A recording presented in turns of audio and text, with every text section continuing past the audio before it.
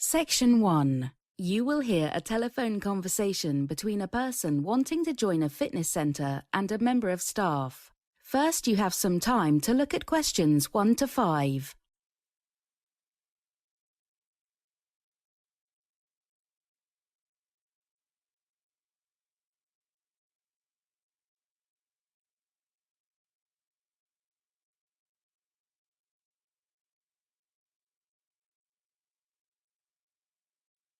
Now we shall begin. You should answer the questions as you listen, because you will not hear the recording a second time. Listen carefully and answer questions 1 to 5. Good morning, Best Fitness. Hello, Best Fitness. Help me. I need to get fit. Well then, you've certainly phoned the right place. Here at Best Fitness, we offer a wide range of activities and facilities to help people of all sizes and ages improve their fitness levels. Sounds perfect for me. So, what do I need to do? Well, the first thing is to take some details from you. Wait, have you been a member here before? No, I'm new. In fact, this is the first time I've been to a fitness centre of any kind. No need to worry about that. We'll look after you. So, can I ask your name? Yes, it's Tom Wintle. Ah, like the season. You know I prefer the summer. No, Wintle. W-I-N-T-L-E. Everybody makes that mistake. Oh, okay, sorry about that. Right, got it now. So, why do you want to join Best Fitness? Well, that's actually a bit of a long story. Basically, I've decided to raise some money for charity for personal reasons, and I thought of several things to do, like organise a 24-hour football match or have a cake sale. I see. But then my friends suggested I try and do a charity run, and I thought, yes, that's a great idea. And then I thought, I need to join a gym. Ha, absolutely yes. Okay, that's great. I'm sure we can find the right course of training for you. Apart from that, are you interested in any other activities? What have you got? What haven't we got? There's tennis coaching, spinning. We have a climbing wall too. I think I'll do mountain climbing for the next charity event. But put me down for tennis, definitely. And of course you have a swimming pool. Of course, the biggest in the region. Well, I'll certainly use that too. Great. So just a few more details. Can I get a contact phone number from you? Right, yes, it's not always easy to catch me at work, and my mobile's not working at the moment, so the best thing is to reach me at home in the evening at 3138859. 3138855. No, not 5 at the end, 9. 3138859. Got it. Okay, and we also need your date of birth, please. 13th of January 1977. You said the 13th, not the 30th, right? That's right. Before you hear the rest of the conversation, you have some time to look at questions 6 to 10.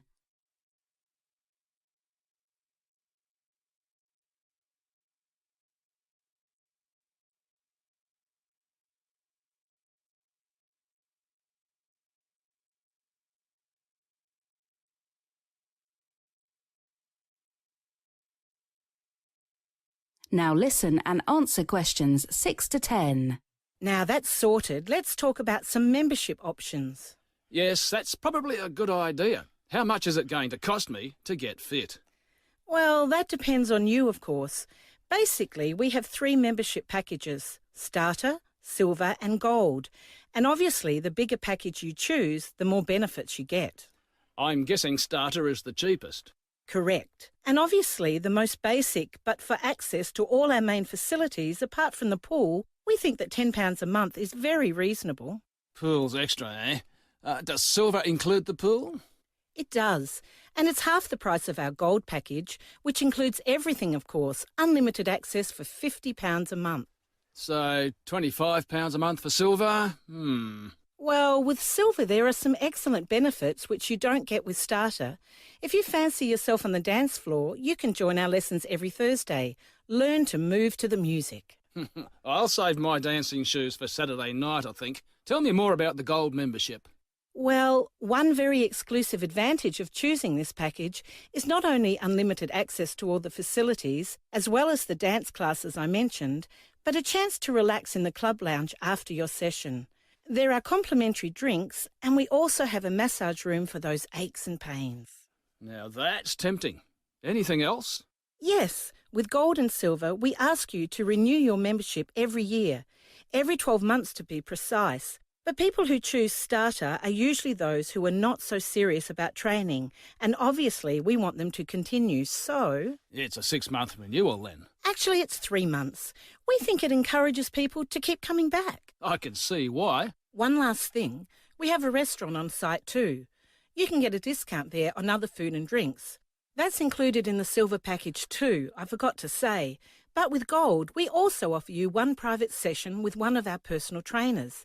Now that'll really help your training. Ha ha, you're a good saleswoman. But I must say that does sound interesting. Let me have a think and get back to you. No problem. We're always ready at Best Fitness. That is the end of section 1.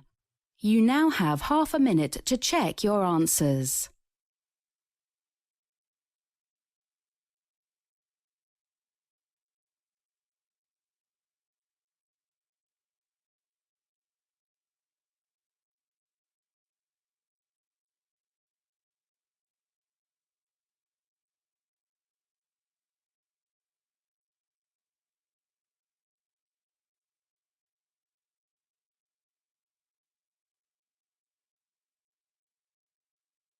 Now turn to Section 2. Section 2. You will hear a tour guide talking about an historic building. First, you have some time to look at questions 11 to 14.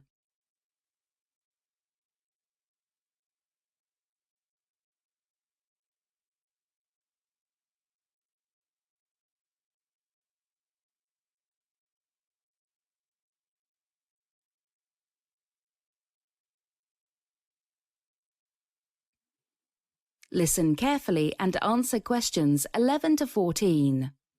Good morning, everyone, and welcome to historic Brimley Castle. My name is Brian Thomas, and I will be your guide for the duration of this morning's tour. We will be exploring the castle and its grounds from the past to the present, learning about some of the most important events and personalities that have made this site such a unique and wonderful place. So, first of all, a question. Can anyone tell me when the castle was built? Anyone? What's that I heard? 1520? Ha, well, that's what most people think. Actually, that was when it was constructed for a second time after it was burnt down in 1502. No, the original castle was founded on this site in 1482, in the reign of Edward IV. Now, does anyone know why the castle was built in the first place? Well, some of you might have noticed that the castle is positioned not on a hill, but on a relatively flat piece of land near the River Brim, certainly not well protected from invaders. Now then, if you look up at the tower, you can see a series of little barred windows, which suggests that prisoners were kept here, and certainly they were at some point, although this wasn't the castle's main function. No, perhaps surprisingly, the castle was in fact created by the second Lord Brimley as a present for his wife. Imagine if this had been built for your birthday. The running of the castle was taken over in 1872, and I'm afraid some of the descendants didn't do a very good job. As you can see, a large part of the main building here had to be rebuilt. The castle didn't open its doors until 1964, even though the original plan had been to let in the public in 1924. Then things were delayed even further by the war. Right, history lesson over for now. Let's have a look at some of the distinctive features. The tower is the obvious one. Its style is such a good example of that time. And look at that magnificent window. Some of you also probably know the castle was the first in this region to have its own watermill. But have another look at the glass up there. Yes, the strangest thing is that when the sun shines, you can see reflections of the second Lord Brimley on the floor. Before you hear the rest of the talk, you have some time to look at questions 15 to 20.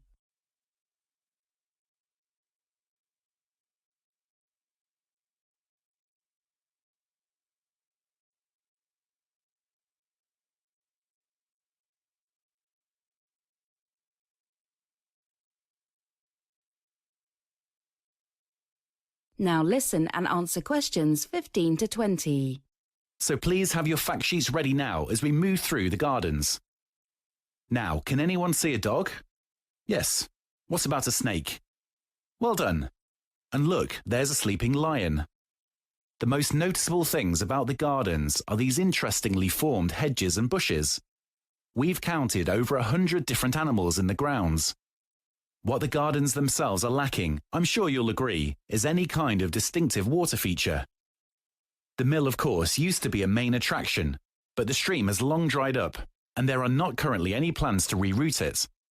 But more excitingly, over the next year, work will start on a river system through the lands, connecting the different ponds. Now, from here, there's an excellent view of the tower, built in 1495. Towers in those days were built in the classic way, 4 sides usually, and sometimes 8. But can anyone tell me something curious about the tower on Brimley Castle? That's right, there are only 3 walls, so it forms a kind of triangle. As you can see, it needs some reconstruction, and work will be underway in the next few months. Over there you see the forest. We hope to finish a full nature survey of the area by next February, but I can tell you there are over 1,000 different plants and tree varieties, and it's also the site of some of our most interesting activities, like nature night walks, and there is also an amazing treehouse which pupils from Brimley School put up last year. And finally, we get to what remains of the castle walls, built after the main castle in 1490. They're not very impressive now, but I can tell you that when they were constructed, they ran the whole way round the castle, approximately 12 metres high, in some places even higher than that. Early records state that this part, where we are now, stood an incredible 14 metres, way above the rest. Soon this section will house the wall tea rooms, a perfect place for refreshment. Well, that concludes the tour. I hope. That is the end of section 2. You now have half a minute to check your answers.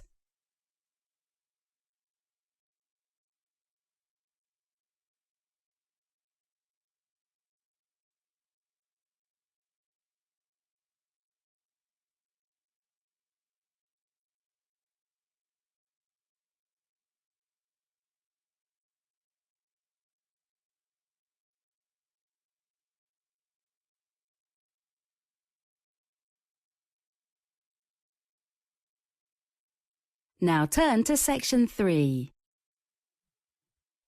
Section 3. You will hear a conversation between a university employee and 2 student representatives who are discussing the planning of a new university library. First, you have some time to look at questions 21 to 25.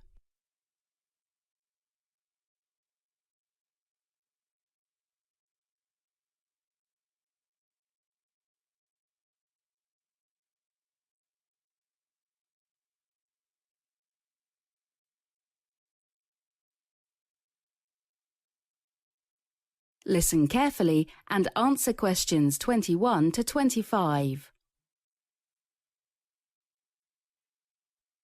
Hi there, thanks for coming today. I'm Liz Shaw, the project manager for the construction of the new university library. Hi, we're Sally and Ben from the Student Association. Thanks for inviting us today. Yeah, hi Liz. As you know, planning permission for the new site was granted last week, so we are all very excited about that. Yeah, great news. We had a big meeting last week and everyone cheered when it was announced. I think they've all had enough of the old place. Ha, yes, it can get a little chilly in winter. Now we are currently consulting with different interest groups. Obviously, students are going to be the main users of the library, so any thoughts you guys can offer will be extremely valuable. Okay, great. So opening should be in around 9 months. Is that right? Longer than that. About 18 months, isn't it? That's right, Ben, although delays are also possible. Now, I just wanted to go over some of the key points in the document, things that will be of most interest to students. Fire away. Well, perhaps the biggest change for the new library is the open plan design. We basically wanted to get away from having all the rooms separated from each other, that old traditional stuffy library atmosphere. Our plan is more like a shopping mall, with escalators taking students from one level to the next, and then different browsing sections along the walls of each floor. But won't it get a bit noisy? Well, it might, but also on each floor there will be soundproof reading rooms, so there will be no noise coming in. These rooms will also contain individual pods that can be hired for an even more focused study experience. Oh, sounds impressive. Liz, obviously nowadays with building design, there are concerns about environmental impact. But I think I saw something in the plans about making use of green energy. That's right. The library will have over 200 windows, including what will be the UK's largest oval-shaped window at the top of the building, to allow as much natural light into the building as possible. Good for sunny days. The roof of the building will also have a number of small wind turbines, and our target is that these will generate at least 20% of the energy needs of the building. Oh, that's great. Before you hear the rest of the conversation, you have some time to look at questions 26 to 30.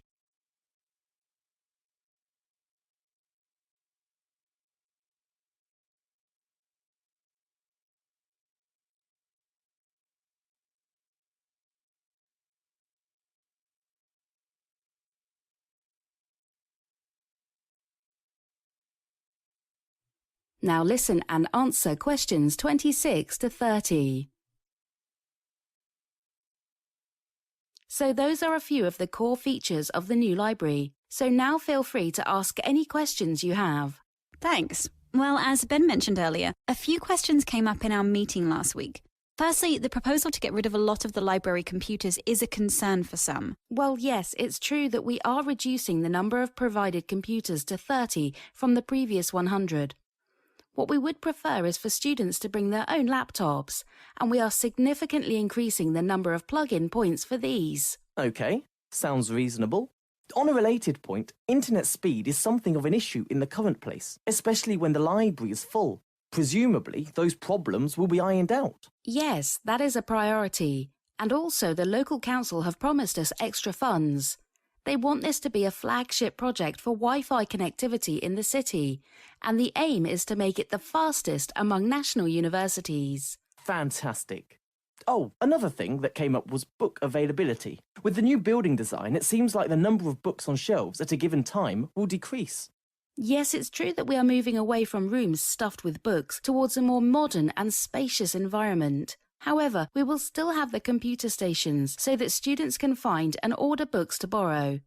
Also, we are developing our digital library considerably. I was just going to ask about digital access. About seating.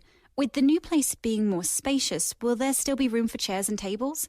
Lots of students like to be near the books when they're studying so they can just get up and grab something. Well, for browsing bookshelves, we are more likely to just be having benches, as our research shows that most users prefer a separation of browsing and study areas. But that's something that can be adjusted if necessary. I also wanted to ask about disabled access, but we are waiting on feedback from a survey sent out to the Equal Access Committee. Okay, but rest assured that easy access for people with disabilities is a priority for the project management team, especially things like wheelchair ramps. Liz, thanks for meeting with us today. The new library sounds amazing. Lots to report back to the association. Oh, before we finish, could we fix a date with you for the next meeting? How about 21st of January, 2 weeks from today? Let me just check my diary. Well, I'm actually pretty busy that day. How about the day after, at 10 a.m., same place? Okay with you, Ben? Great. Well, see you then. That is the end of section 3. You now have half a minute to check your answers.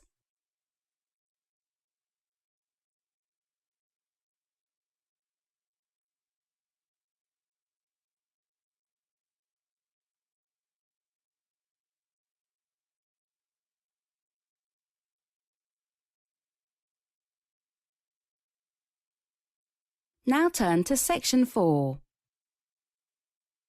Section 4. You will hear a lecture from Professor about ocean pollution. First, you have some time to look at questions 31 to 35.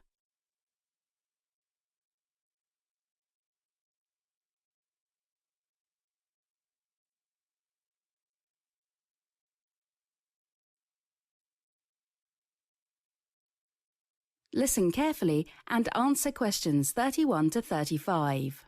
Morning, everyone. Please take your seats and open your books to Chapter 3. Today, we'll be talking about the ocean environment, specifically the Great Pacific Garbage Patch. I know it's maybe a little strange to be talking about oceans and garbage at the same time. Generally, we think of broader terms, like pollution, when considering these areas of the Earth. But this garbage patch is actually a swirl of marine litter particles in the central North Pacific Ocean. It was discovered between 1985 and 1988 and extends over a very large but uncertain area. I say uncertain because its range depends on the degree of plastic concentration used to define the area. That is to say, the scientists measuring the density of these particles can't always agree on what standard to use when considering an area to be polluted or not. Now, the patch itself is characterized by exceptionally high concentrations of ocean plastics, chemical waste, and other litter that have been trapped by the currents of the North Pacific Ocean. But its low density prevents detection by satellite photography or people in the area. The structure and movement of the ocean's waters push and hold this litter together over time. The Great Pacific Garbage Patch was first described in a 1988 research paper based on results obtained in the mid-1980s. What they did was measure plastic in the North Pacific Ocean, finding high concentrations of marine litter piling up in regions controlled by ocean currents. They then used their findings from the Sea of Japan to estimate that similar conditions would occur in other parts of the Pacific, where the main currents were favorable to the creation of relatively stable waters. Turns out they were right. It was a Mr. Curtis Meyer, that's M-E-Y-E-R, who actually named the region of the Great Pacific Garbage Patch, and we've been using that name ever since. Of course, that name is used whenever the area is featured in media reports as an exceptional example of marine pollution. But even up close, the patch is not easily seen because it consists of tiny pieces almost invisible to the naked eye. Most of its contents are trapped beneath the surface of the ocean due to the structure and movement of currents mentioned just a moment ago. More recently, a similar patch was found in the Atlantic Ocean by a Mr. Christopher Norman, N-O-R-M-A-N, and, as you might imagine, is called the North Atlantic Garbage Patch. We scientists are a creative bunch. Before you hear the rest of the talk, you have some time to look at questions 36 to 40.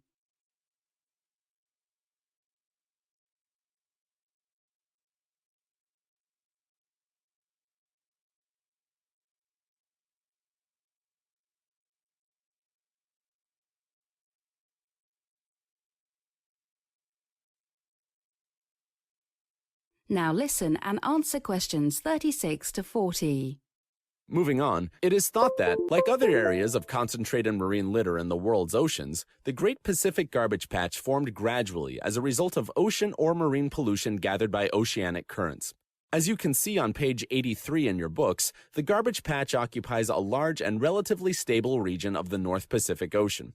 The rotational pattern of the currents in this region draws in waste material from across the North Pacific Ocean, including the coastal waters off both North America and Japan.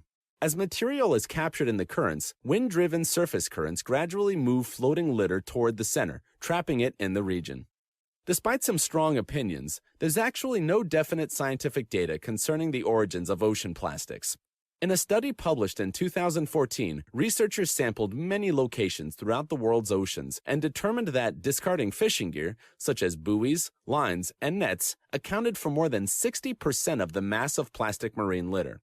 A 2011 report indicated, and I quote, "The primary source of marine litter is the improper waste disposal or management of garbage and manufacturing products, including plastics from littering and illegal dumping. This litter is generated on land at ports, rivers, harbors, docks, and storm drains, and at sea from fishing vessels, fixed platforms, and transport ships." That's a lot of potential sources, so it's really just too difficult to find and blame any one industry or country. If we could do that, we might be able to get someone to clean it all up. But, as it stands, that's simply not the case. I suppose that the most shocking part of all this is the size of the garbage patch. Estimates of size range from 700,000 square kilometers, about the size of Texas in the U.S., to more than 15 million square kilometers, which is up to 8% of the size of the entire Pacific Ocean, or, in some media reports, up to twice the size of the continental United States. Such estimates, however, are uncertain, given the complexities of sampling and the need to compare findings against other areas. Finally, although the size of the patch is determined by a higher than normal degree of concentration of ocean litter, there is no standard for determining the boundary between normal and elevated levels of pollutants to provide a firm estimate of the affected area. That is the end of section 4. You now have half a minute to check your answers.